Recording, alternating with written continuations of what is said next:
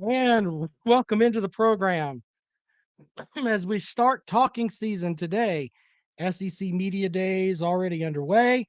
ACC kickoff will be later this week. Big 12, they're doing some of their stuff. Lots of things we're going to get into today here on the show. It's a hack from drinking water. Imagine that. All right, so we're going to go ahead and put up the phone numbers here. Today is like what's the term I want to use? Today is like bold prediction day too. Since it's the start of talking season, come at us with your boldest prediction today, and we will bring that up and make sure that you hold to it now, because it is going to go on the bookcase of accountability, and we're going to go from there. All right, so already some stuff that's out there. I have to start with something that happened on Carolina Jackpot's thing last night, where he put out the Kentucky season preview, and I Florida am start. going to, yeah, he was already talking about it there, but the comment section, I wanted to read you some of the comments from some of this. Some of y'all had some good comments. We'll give you that. But one guy kind of went off kilter a little bit and said that Jackpot was delusional. And I'm going to show you the comment section from this because it's actually kind of funny, because the two of us go back and forth a little bit, and it's actually like I don't understand why people want to argue with the way this guy put it. I wanted to share with you guys because it made me laugh really hard. All right, so as you can see, he said delusional when, because of Jackpot's prediction, they go 7-5.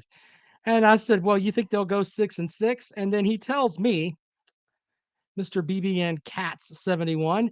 Y'all keep that same energy like last year when y'all said we was going 5-7 or 6-6, which, by the way, neither myself or Jackpot said that. We both had Kentucky winning 7 or 8 games last year. Keep that same energy when we do better than 7 or 5 or 6-6, please. After the season, I expect an apology, and your team is better than what I thought, because y'all do this every year for recent, and y'all been wrong. His words, not mine. So again, just want the same energy next year as well. So I replied back to him, in the last 10 seasons, you've won 64 games. That averages out to 6.4 wins a season. This is what you are, an average team. You are not special. Finishing second to Georgia does not make you awesome. Last season, you struggled with Mizzou and the Snake. Calm down. To which he says, okay, in the last 6 years, what happened exactly at the beginning? Yeah, we was bad, and we was bad for years. Stoops has built a program. Your eyes at the wrong stats, not looking at when Stoops is bringing in and what he has produced and what he's got coming. Look at what he's done the last 4 years. Nah, look since 2018 and look up how many people we put in the draft. So don't look at an average stretch like everyone else. Just pick out the good things. Got it. I show you this because Kentucky fans are getting to the point now where they're starting to get mouthy. They really, really are. Um, we're at that point now where Kentucky fans are they're calling myself and Jackpot out in the damn comment sections because we think they're going 7-5. You guys remember when Kentucky was like terrible, terrible, and winning 4 games was like a big stretch there? I'm just saying. What an interesting thing going on there. As Jay, what's going on over in the comment section? Jay's over there talking about a freak in Florida. What are you talking about? Man, a super freak. Okay. Dakota says, when these fools are running their mouths like this, just say Tennessee is your daddy and they are run away with their tail between their legs. Oh, shit. Um, yeah, Kentucky won what, 10 games last year? Somehow they lost to Tennessee at home. Not mocking Tennessee for that, but you would think if that would be the year that Kentucky would get them. and they didn't. Don't know how that happened. But a couple of other notes that we'll throw out there from SEC Media Days. Mizzou's Eli Drinkowitz was asked about possibly Mizzou moving to the Big Ten, and he said, "I didn't know we were traded." Uh, I don't know. Jetmech with a good question. Tigers kill people in India every year. When is Clemson going to change their mascot? Um, I don't know. When Florida basically comes out and says Tim Tebow knew what was going on with Hernandez and the band of murderers they had down there that won a national title, probably the same time. Tebow was complacent. He knew what was going on. He was an enabler. He had to be. He had to know what was going on, right? Come on. We don't really talk about that. Baylor Man says we have 40 days of off season left. 47 days until his team plays, 49 until my team plays. Jay says, I was thinking about doing the SEC media days, but I can't. I have to do both. So, and I couldn't, the logistics didn't work out, Jay. I might go next year. Anyway, all right, let's get calls in today. 803-470-2905. If you'd like to join the program today, 803-470-2905. Elijah says, saw a tweet today that said, if Heupel doesn't beat Florida this year, I'm 100% out on Heupel. Honestly, if Heupel gets Tennessee back to 8-4 or 9-3 seasons, I'm happy with it. And see, that's just and I understand where Elijah's at right now, but in the end, it comes back down to this. Tennessee has been just terrible for a long period of time. Not exactly up to the Tennessee level of where they used to be. Because I remember growing up and, that big orange tee was generally, we saw it every year when they played South Carolina, me living here. And it generally meant South Carolina was going to get popped in the face by 27 points. And the reality is that they've dropped off since then. They really have. And just saying, hey, if we could just get back to a point where we're respectable, we're winning 8 games, 8-4. Yeah. that's a I don't know. I don't know if that's complacency or just you've just been hitting the snout so much. If you know you can get this, you're in good shape. Peg and Megan says, Rob wants to go to ACC Media Days because he knows this may be the last of them. Generally, Peg and Megan is very dumb, but today that is a very bright statement because we may not have the ACC Media Days like we've had before. We just may not have them. And it's at a point where, the ACC 2 years from now could be without Clemson, without Florida State, without whatever. And you could have Marshall and, I don't know, UConn and, I don't know, insert whatever school here. So, anyway, let's go out to the phones. And we'll welcome in our first caller of the afternoon. Welcome into the program. Good afternoon. Hello. Oh, goodness. Hold on. Got to call back. Hold on. Let me fresh this. Hold on. What happened there? As the phone systems are acting silly, let me make sure that I've got them correct. Hold on here. By the way, I got a text message from someone that says, Yo, Jizz Lips, are you doing a show today? I appreciate the support from you guys. Thanks for that. So that was kind of interesting. Make sure I've got my phones correct here. And there we go. Let's make sure that it works now. There. So the phone lines are working. Very good. Very good. All right. So there's that.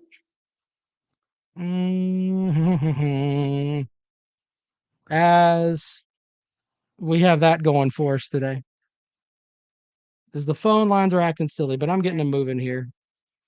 That AR-15 calling the. Yeah, I don't know about that. That's funny. All right, hold on. Let me get these in the mix here and see what's going on with my phone lines because they are sure acting silly here. Boom, boom, boom. That's not working. Oh, let's try that one. Nope, let's try that one. There we go. Maybe. Let's try it again.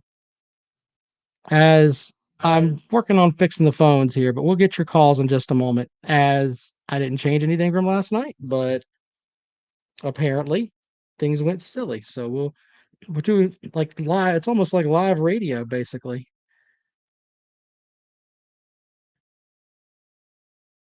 So now let's try it again. And welcome to the program. Hello. Oh goodness. All right, hold on a second here. Let's try that. Go. All right, so it seems like they're supposed to. I hate when this happens like right in the middle of the show because it just screws everything up. But sometimes things get silly here. All right.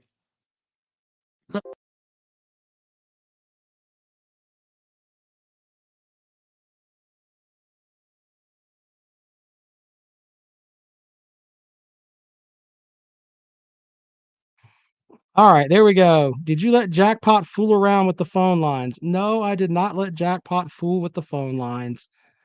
Jackpot would not would be silly with the phone lines, but um hold on a second here. Let's see here if this is gonna fix it. And all right, so it looks like we got stuff going through there. Boom, boom, boom. I'm not hearing anything from my set though. Oh goodness. All right. Anyway, as we try to roll along and fix that, and we'll have the phone lines going up here in just a second, as it should be working, but it's acting silly. All right, there's another call. And welcome into the program. Good afternoon. Hello. All right, now the phones are acting silly. Oh goodness. Hold on there, Big Barney Ross. All right, Big Barney Ross, what you got for the show, buddy? Why is it not working today? This is some frustrating nonsense here because it should be working and it's not. And I don't understand why. All right, so ridiculous. All right, so here's what I'm going to do. I'm going to sign on with my phone here and then go in and just fix the whole thing really quickly here while I have you guys here because I'm frustrated with the all right, hold on. Uh all right. So we'll move along as quickly as we can here. The technical stuff really gets on my nerves because it should be the same every time, but apparently Windows sends updates and updates end up screwing everything up. And I don't know why it does that. So we will restart real quick here and I will go through this. And you know what? I should blame Carolina. So move that one. There we go. Now, all right. So Tebow is married to Miss Universe. Uh, Jay asked if I ever saw a Gator fan want to fight over Jimbo Fisher. I don't understand that. I thought that why would Gator fans want to fight over Jimbo Fisher? I don't get that, but what a mess. Uh, Delusional fans must be hacking you. Yeah, that might be the way that it is. We do have storms that are rolling around here. That I don't think that has anything to do with it. China done hacked our phones. Good point.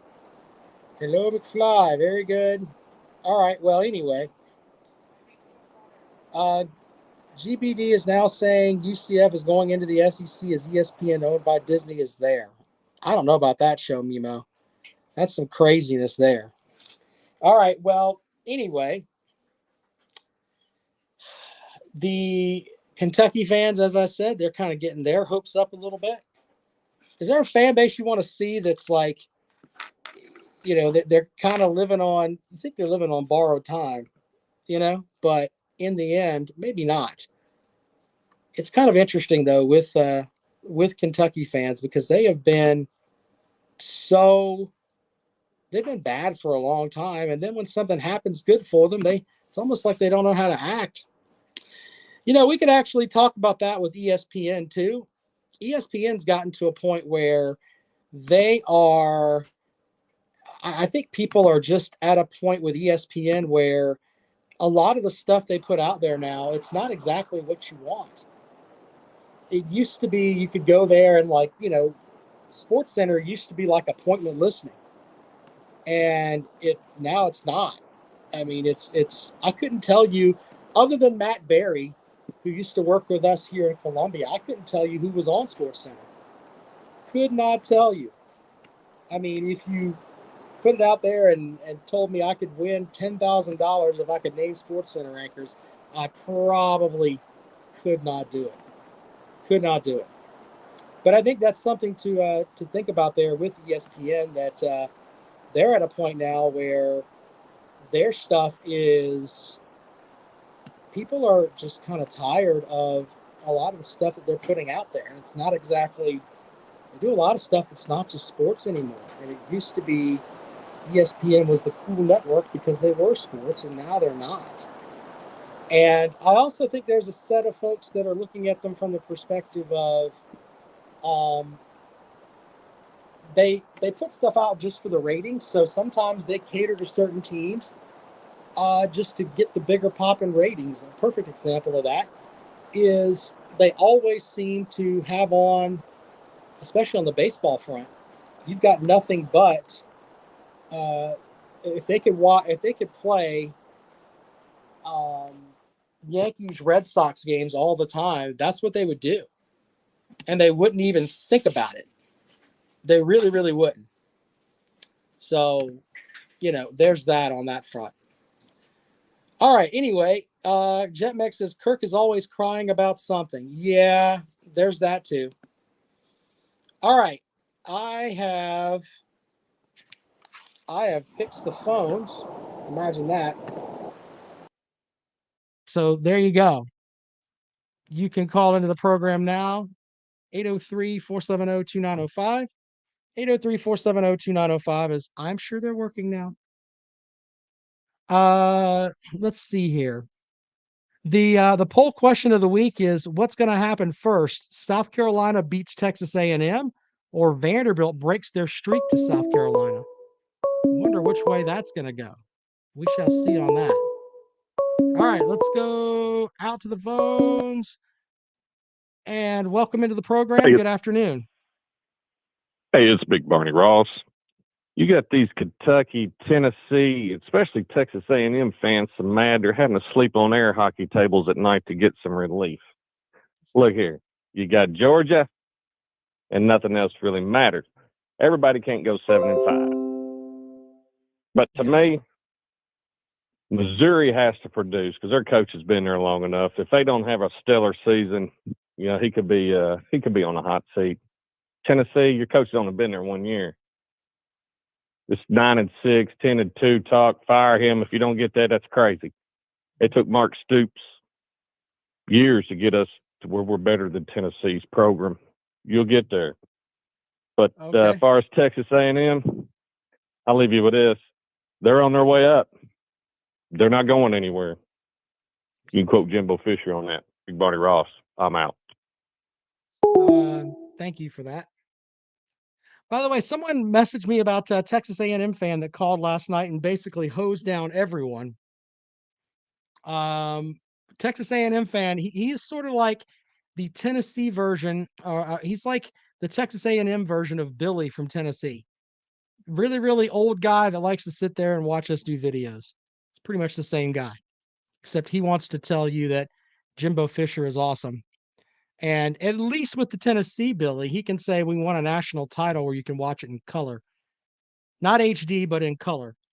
I think Texas A&M's only national title was like in 1939, if I remember correctly. Anyway, 803-470-2905 as I have fixed the phones now. Imagine that. All right, so give us a call if you want to talk today.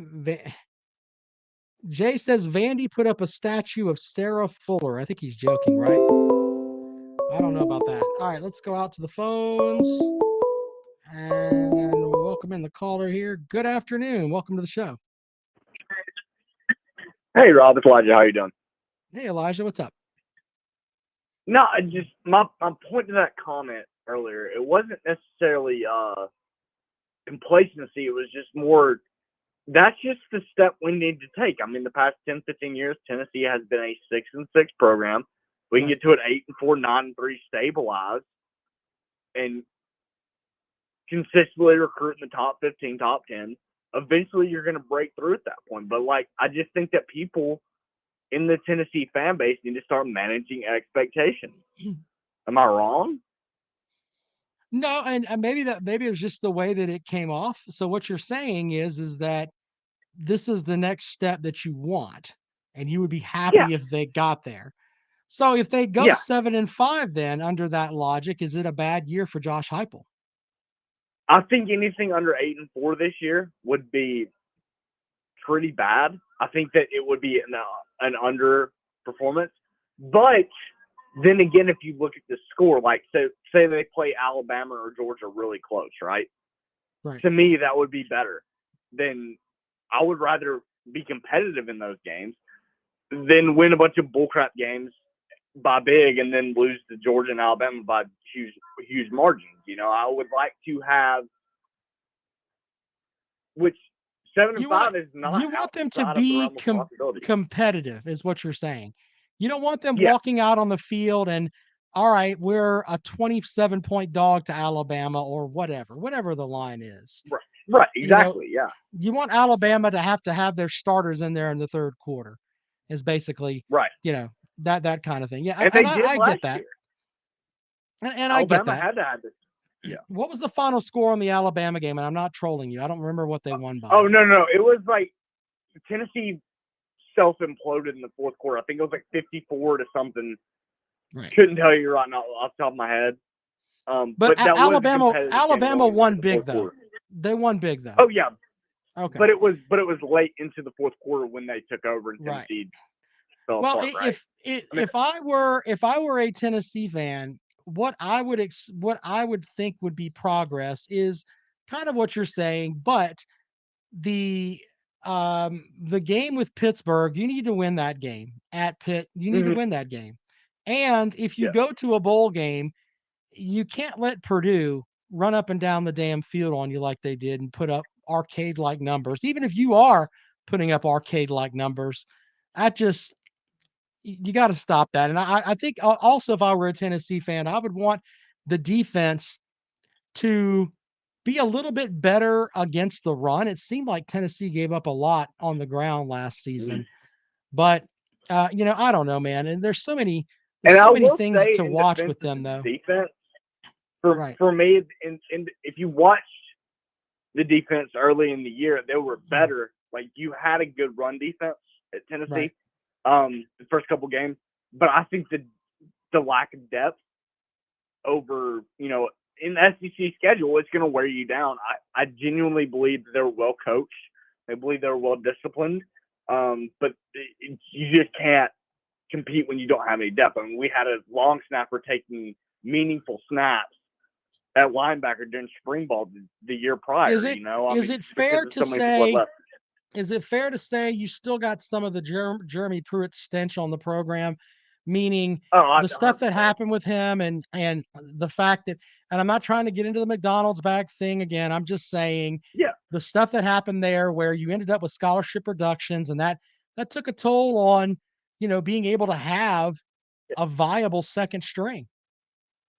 Yeah.